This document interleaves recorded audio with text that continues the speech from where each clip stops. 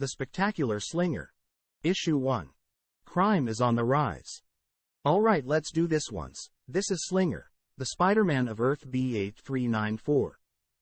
He was Peter Parker, a mostly normal Spider-Man but one much more decorated than others. He's a founding Avenger, world-class streamer, and the greatest fuck-up on the planet. He was bitten by a radioactive spider, and for 8 years he's been the one and only Spider-Man. That having changed but not relevant to this tale for a very long time. For right now, just know his story so far has been very different than others. The setting of this crime-fighting tale was New York City. It was as you'd expect even at night. Cars filled the streets, creating a symphony of horns and engines, while around them people lived their ordinary lives. Unaware at what filth lived in the shadows, at the rising of powers since the Civil War. However, there was someone who had dealt with this all before. That man was on patrol through the city. For him it had been quiet for days, despite a clone loose on the streets and a copycat in the West Coast Avengers. He was actually quite happy. His life had been on an upswing lately. Sword had hooked him up with a new apartment in Harlem, and his newest suit was the best he had ever made. Eager to put it to action, he tapped into the local surveillance, and a program checked for suspicious activity automatically, quickly identifying a robbery in progress from an old gang of enemies. They were the Black Dragons, 2-bit thugs who acted tough, despite sounding like rip-off Teenage Mutant Ninja Turtle villains. Slinger was not at all scared of what they could be doing, flipping across the city absent-mindedly, absorbed by his thoughts. According to Slinger's memory, they were in jail serving time with their kingpin boss. If the big guy was trying to get back control, things could get bad again. The Magia were defeated, the Russians arrested, demons moved to San Francisco, the underground formed out of the pests he kept in check, and Tombstone had gone missing for years. He'd have to go on a tear through the city to get it open for him, which Slinger had no plans to allow.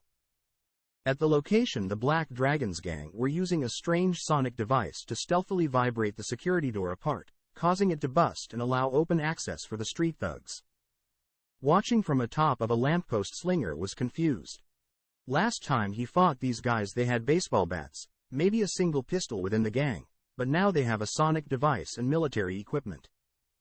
Their old leader was there too, a crook named Johnny Marmaluke. He had a glass jaw but was completely vicious like a hyena. It would be best to play this quiet, which suited Slinger fine. He did his best work off cam.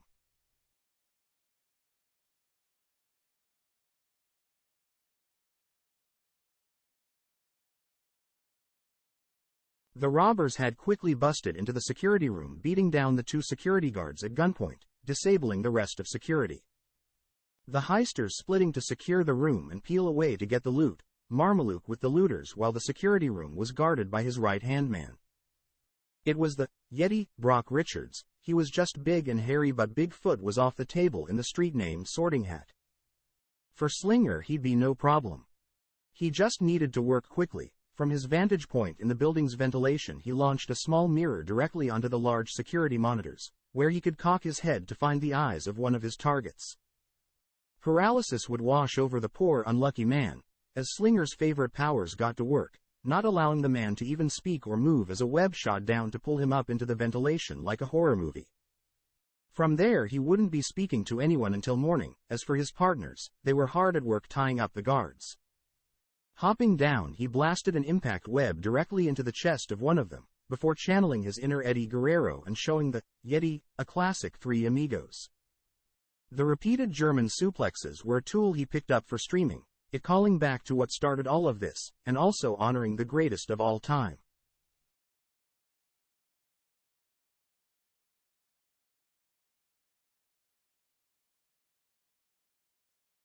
Securing the Yeti and ensuring the guards were alive, he had to hurry, as further into the store the gangsters were using their sonic device to easily bust into the display cases and gather up the precious jewels.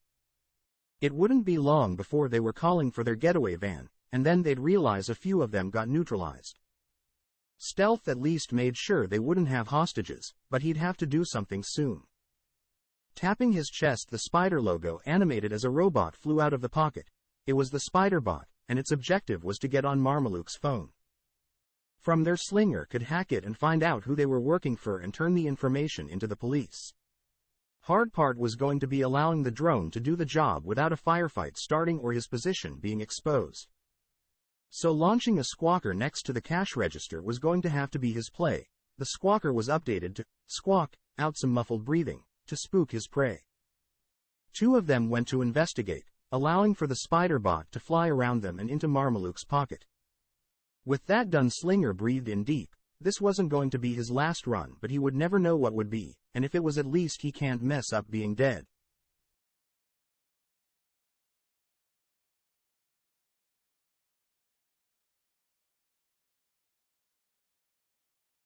A web mine took out the investigators violently, the device being shot onto one's chest and then launching its own web to forcefully slam the two skulls together.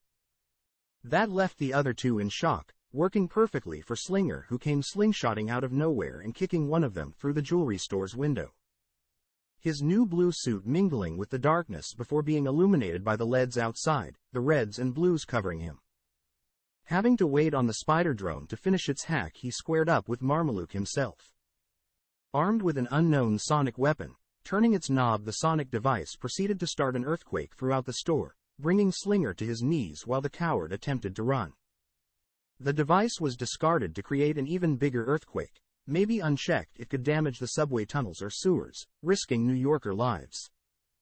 Knowing the danger, Slinger shot a taser web into the device to destabilize it, the energy of the device sparking and turning a purple color as it was put into a cocoon, allowing Piers to lift it up momentarily, just long enough to throw it into the air, so high he was confident that Flash Thompson would be jealous if he saw. Further webbing was shot at it, growing the cocoon more and more, muffling the sonic boom just enough to not create a rain of glass across the local area. However, the success was quickly drowned by a screech of tires. Marmaluke's getaway vehicle was dangerously swerving through the streets as it desperately tried to get away from the superhero who put them away so many years ago, and was likely very angry with them after the sonic cannon stunt. However, about 5 minutes later they realized no one was following them, they were in the clear. They just had to pull into an alley to take a breather. However, they did just drive like a bay out of hell to escape a superhero. The driver hopping out to get a smoke, Marmaluke was left alone in the van to fish out his phone, only to notice the strange device hooked to his phone's USB port. Looking out the window, he watched the driver be suddenly hoisted into the air by some unknown force before being dropped onto the hood with a thud. Marmaluke, of course, scrambled for the wheel but found the keys missing and with the now incapacitated driver. Grabbing his gun, he had to hop out, praying to whatever god he could that this was Daredevil, before being quickly beaten down by wave of blue. A torrent of bullets went through the back of the van as Marmaluke unloaded his gun while being beaten into the dirt, only stopping when his assault rifle was ripped from his hands and snapped in two, before he was then carried on top of a building to be held off the edge.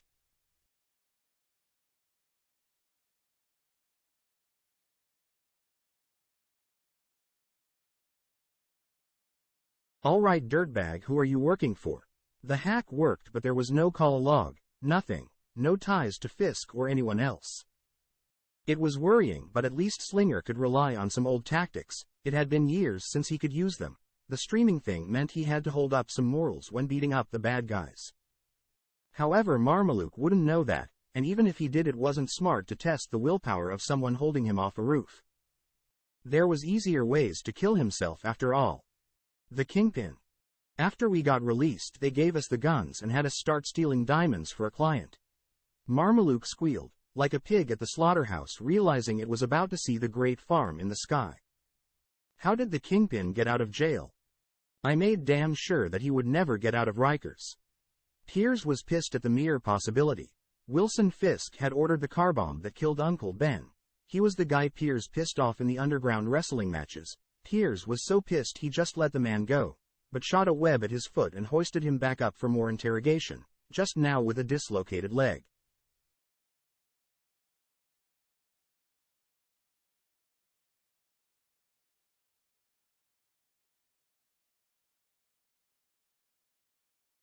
Oh my God, please God, no.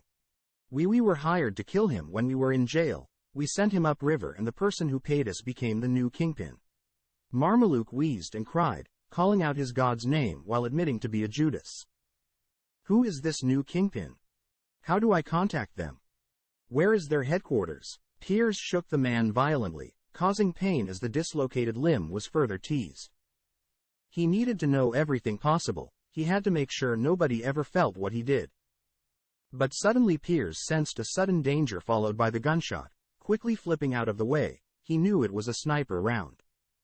A popular attempt at assassination on him so he would think people would learn. However, the poor snitch was the target, not him. Piers had to watch the man's entire chest explode from the anti-material round and be sent flying into the street, leaving a bloody Spider-Man looking for a killer, seeing nothing and with no other choice but to take cover. The sniper was Freya Darkholme, the new kingpin. She had to fix her hair after killing her loose end, but she was hundreds of feet away and had the ability to shape-shift. Slinger would never find her until she let him. Texting one of her cleaners to clean up the sniper perch while she went home, shapeshifting into a beautiful supermodel to leave as. It was good to be king.